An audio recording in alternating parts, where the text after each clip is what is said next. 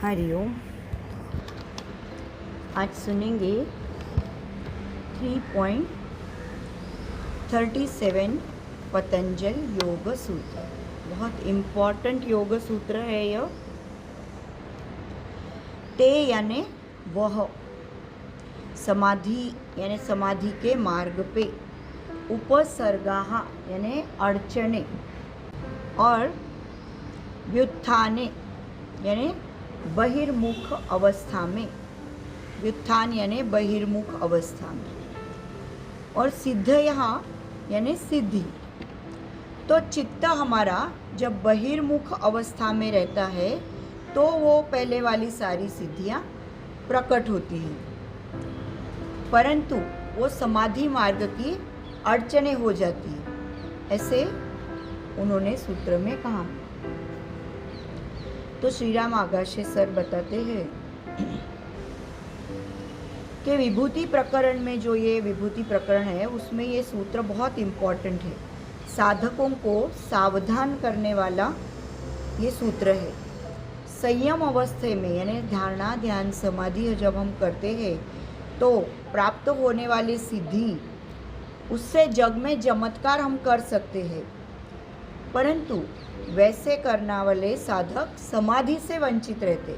मतलब कितनी भी सिद्धियां हमें प्राप्त हो गई तो हम वो बार बार सबको दिखाने लग गए कि मैं अभी तुमको अधांतरी कर सकता हूँ, ज़मीन से ऊपर उठा सकता हूँ, या मैं हवा पे चल सकता हूँ, या फिर पानी पे चल सकता हूँ। ऐसे कुछ सिद्धियाँ प्राप्त हो गई, या मैं किसी और का सब सुन सकता हूँ, ऐसे सबको बार बार हम लोग बताते रहेंगे तो वो साधक समाधि से वंचित हो जाता है। तो बाह्यमुखी अवेयरनेस यानी प्रकृति जन्य अस्तित्व का अवेयरनेस, तो संयम अवस्था में प्राप्त होने वाली सिद्धि की अवेयरनेस अगर बाह्यमुखी होने वाली रहेगी तो 3.35 में बताई हुई पुरुष ख्याति कैसे होगी। हम पुरुष यानी प्योर कॉन्शियसनेस के पास पे कैसे पहुँचेंगे। हमने इंटरनल होके वो सिद्धियाँ प्राप्त की, धारणा ध्यान सिद्धि करके सिद्धियाँ प्राप्त की, अभी वो सिद्धियों को हम बहिर्मुख होने के लिए उसका यूज़ करेंगे तो उसका क्या फ़ायदा। तो बहुत अच्छा बताया है उन्होंने।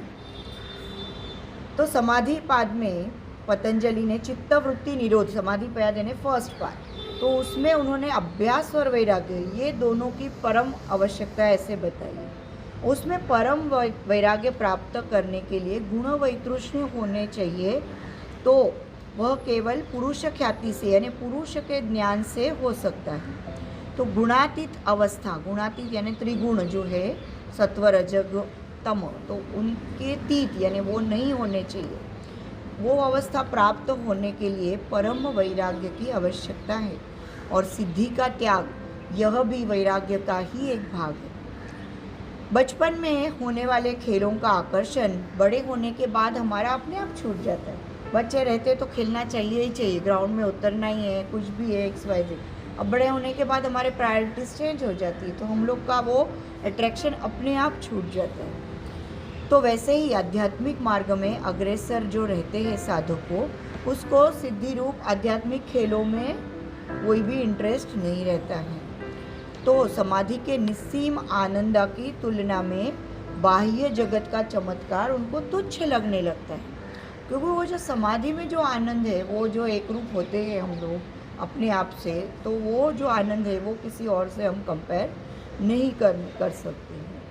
तो ऐसों के लिए सिद्धि का इम्पोर्टेंट जो मतलब इम्पोर्टेंस अपने मार्ग में जो माइलस्टोन रहते हैं उतना ही है, बस कि हम आगे आगे बढ़ रहे, कि 2 किलोमीटर 3 किलोमीटर 5 किलोमीटर ऐसे माइलस्टोन होता है ना, हम ड्राइव करते हैं तो वैसा ही उतना इम्पोर्टेंस है, बस आगे आगे आगे आगे आगे ऐसे, उससे ज़्यादा कोई नहीं। तो आध्यात्मिक प्रगति का अगर स्पीड बढ़ाना है तो साधक सिद्धि का उपयोग अपने लिए ही कर सकता है, परंतु मान सम्मान या कोई भी ऐहिक सुख प्राप्त करने के लिए वो सिद्धि का उपयोग नहीं करता है। साथ अपना ही प्रोग्रेस करने के लिए वो यूज़ करना है कि हाँ चलो ये हो गया, तो हमको समझ में आ जाता है तो कुछ तो भी अपने को प्राप्त हुआ।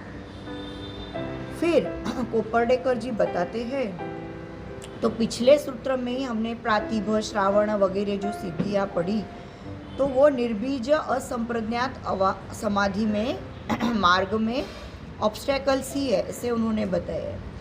कैवल्य साक्षात्कार होने के लिए साधक योग का अभ्यास करने के लिए प्रवृत्त हुआ रहता है, परंतु कैवल्य साक्षात्कार के पहले उसको ये सिद्धियाँ प्राप्त होती है। तो सिद्धियाँ प्राप्त हो गई तो योगी को कृतार्थता लगने लगती है, और कृतार्थता लगने लगी तो उसका आगे का योगाभ्यास रुक जाने की संभावना है।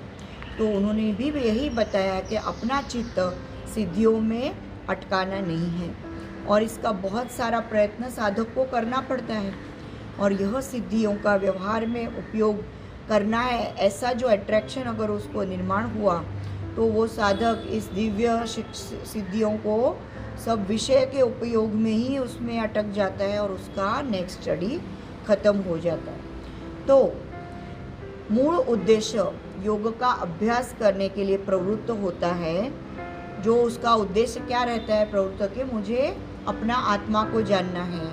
भले आज की तारीख में लोग अपनी हेल्थ के लिए योग ज्वाइन करते हैं, लेकिन एक्चुअली उद्देश्य उसका खुद के साथ जुड़ने के लिए, परमात्मा के साथ जुड़ने के लिए, तो उसके लिए वो ज्वाइन होता है, और वो उसको ही भूल जाता है, और फिर वापस संसार में व्यतीत हो जाता है, ऐसा उन्होंने बताया है।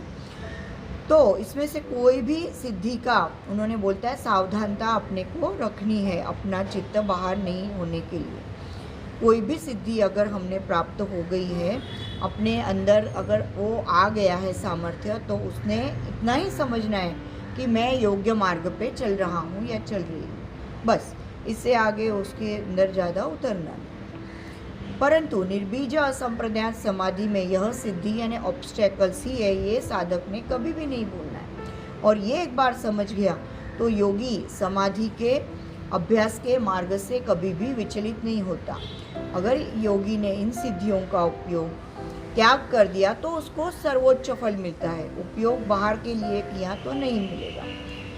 तो योगी सिद्धि मिलाने के मोह में अगर गिर गया तो उसका पूरा प्रोग्रेस ही निकल जाता है, ऐसा उन्होंने बताया है। इसके लिए इन सिद्धियों के लोभ में नहीं अटकना है।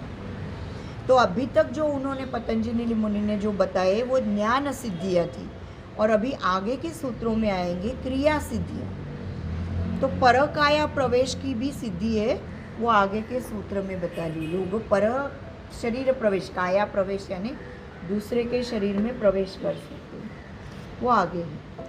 अभी स्वामी आनंद ऋषि जी ने बताया है कि साधने के सहाय से योगी अंतर्मुख होकर खुद का अवेयरनेस हाई हाई हाई और डीप डीप डीप लेवल में अलग अलग स्तर पे लेके जाता है।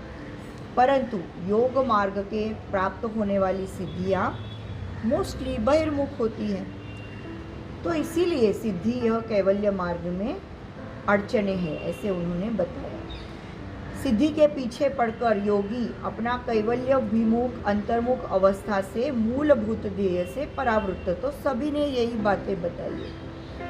इस बारे में ओशो जी ने बताया है कि संत के आसपास चमत्कार जरूर होते हैं, परंतु संत कोई चमत्कार नहीं करते, क्योंकि कर्तृत्व भात अगर चला गया तो परम पद और कैवल्य अवस्था प्राप्त होती है।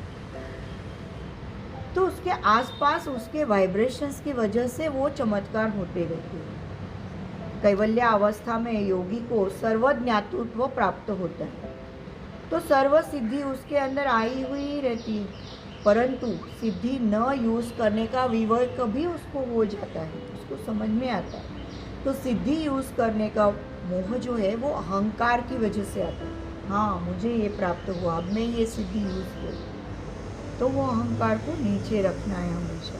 हम इतरों से कुछ ज़्यादा श्रेष्ठ है, ये सिद्ध करने के मोह से उसको अहंकार होना ये सिंपल है। तो सिद्धि द्वारे हम जनता का दुख हरण कर सकता है, ऐसा समर्थन योगी की बुद्धि उसको देती है, परंतु सिद्धि की जानबूझकर करने वाली उपयोग में अगर कर्तृत्व है तो वह अहंकार का ही आविष्कार है।